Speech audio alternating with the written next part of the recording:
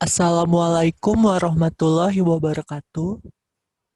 Perkenalkan, nama saya M. Rizky Ramadan, kelompok KKN DR 174 UIN Jakarta.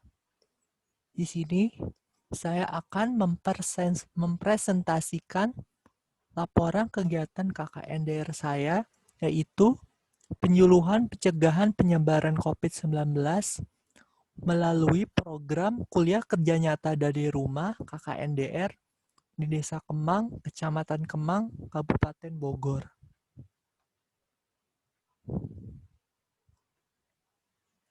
A. Latar belakang KKN DR.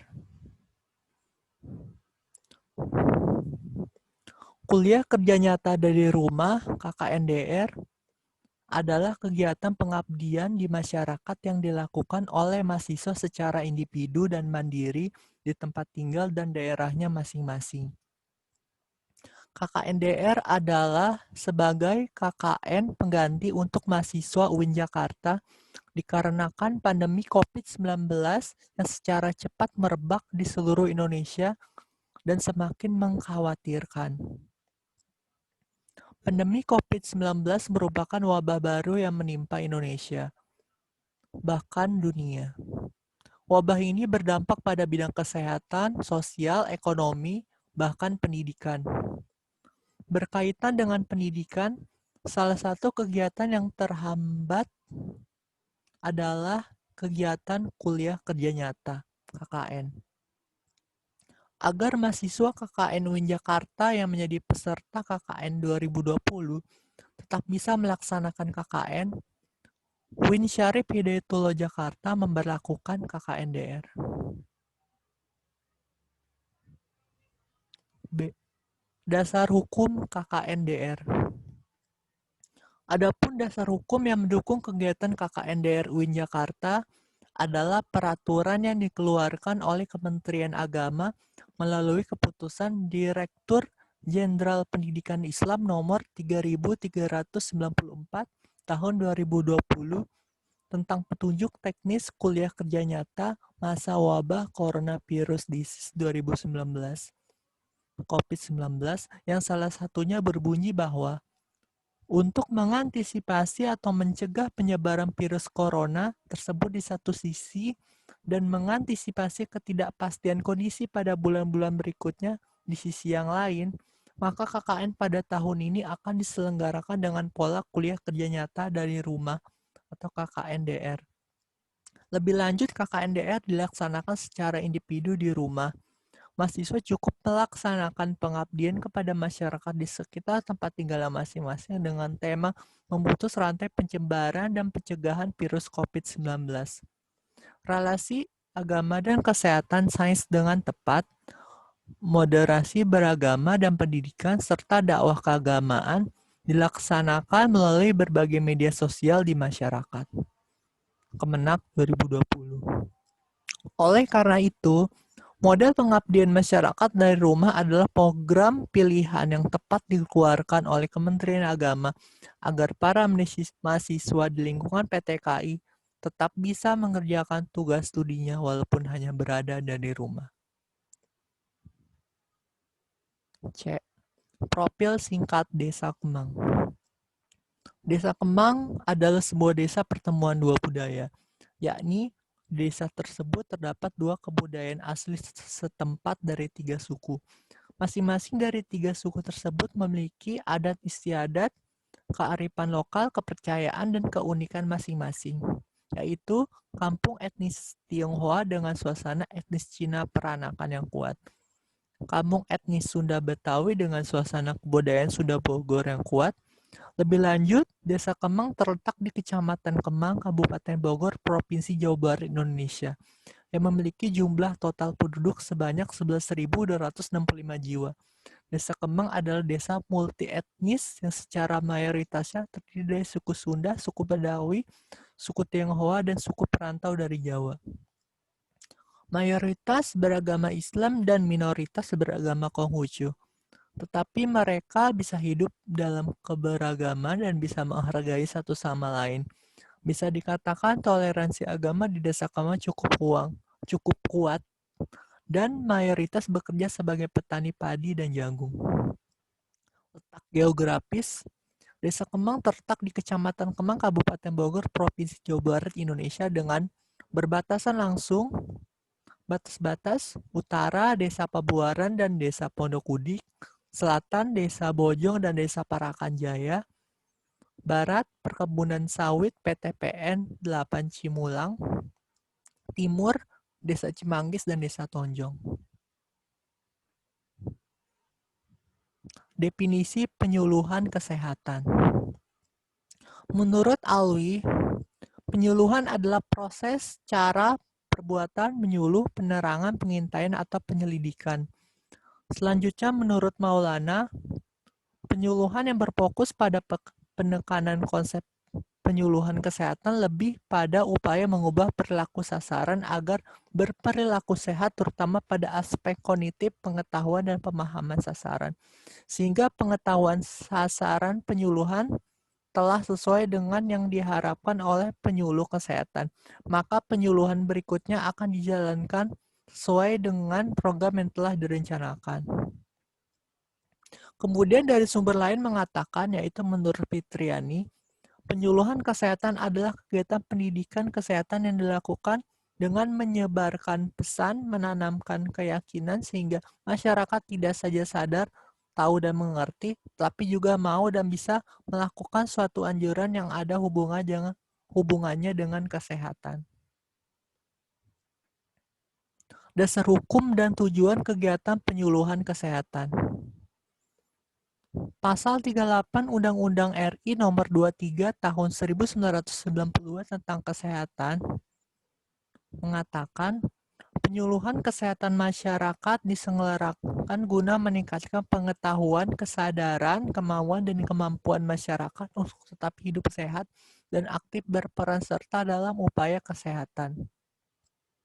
Adapun tujuan dari penyuluhan kesehatan yaitu meningkatkan pengetahuan dan kesadaran masyarakat tentang pentingnya menjaga kesehatan, menghilangkan atau mengurangi penyakit dan gangguan lainnya pada organ tubuh, membangkitkan kemauan dan membimbing masyarakat dan individu untuk meningkatkan dan melestarikan kebiasaan pelihara diri di dalam bidang kesehatan, mengingatkan kepada masyarakat tentang pentingnya menjaga kesehatan, menanamkan perilaku sehat sejak dini melalui kunjungan ke sekolah dan ke masyarakat. Detail kegiatan penyuluhan pencegahan penyebaran COVID-19. Program yang dilakukan yaitu penyuluhan pencegahan penyebaran COVID-19. KKNDR dilaksanakan pada tanggal 1 sampai 31 Agustus 2020 di RW 8 Desa Kemang. Detail kegiatan penyuluhan program KKNDR yang dilakukan dapat dilihat pada gambar berikut. Yaitu mulai identifikasi masalah, lalu kegiatan penyuluhan himbauan pencegahan penyebaran COVID-19 terdiri dari sosialisasi kesehatan ke warga, edukasi kesehatan ke anak SD, bantuan ekonomi. Kemudian penyaluran hasil penyuluhan dan selesai. Identifikasi masalah penyuluhan pencegahan COVID-19. Identifikasi masalah dari latar belakang masalah yang ada. Program KKN yang dilakukan berdasarkan klasifikasi yang terdapat pada tabel berikut. 1. Masalah. Pemahaman masyarakat terhadap COVID-19 masih rendah. Alternatif pemecahan adalah memberikan penyuluhan sosialisasi kesehatan tentang himbauan pencegahan penyebaran COVID-19.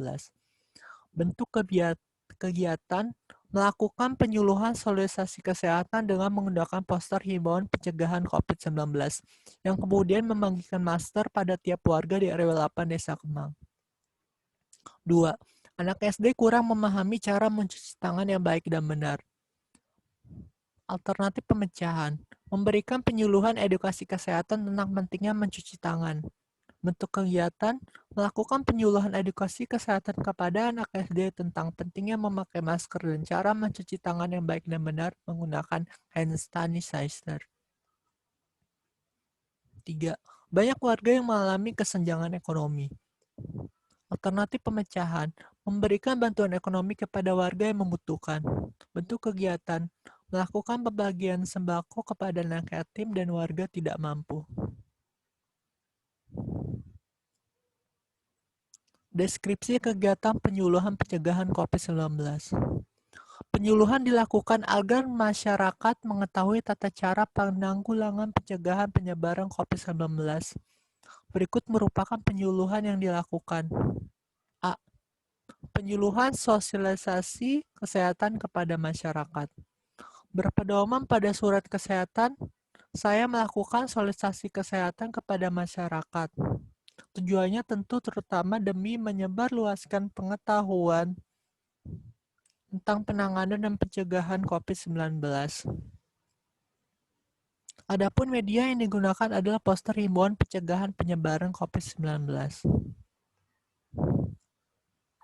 Dalam sosialisasi kesehatan kepada masyarakat, saya melakukan penyuluhan dari rumah ke rumah di RW 8 Desa Kemang melalui media poster.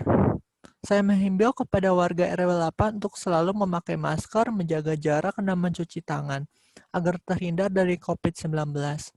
Kemudian saya membagikan masker kepada masyarakat. Alhamdulillah warga RW 8 bisa menerima itu, yaitu penyuluhan sosialisasi kesehatan tentang pencegahan penyebaran COVID-19 dari saya.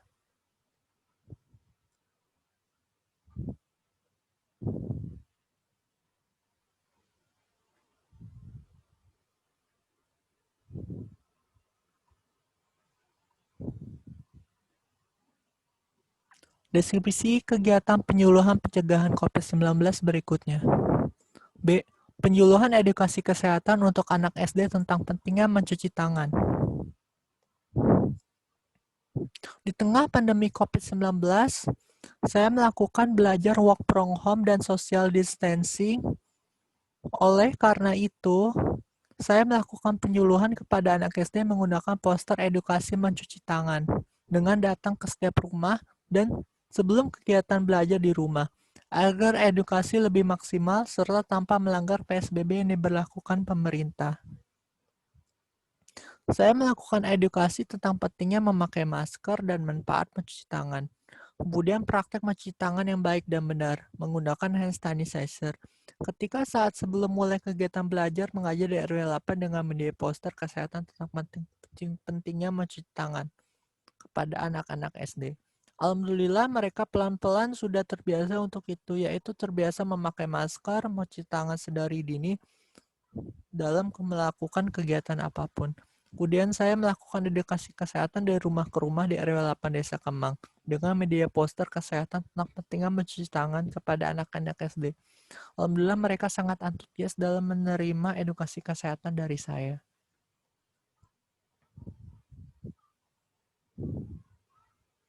Deskripsi kegiatan penyuluhan pencegahan COVID-19 berikutnya. Penyuluhan pencegahan COVID-19 melalui bantuan ekonomi. Mayoritas banyak warga yang kehilangan pekerjaan dan kesulitan ekonomi.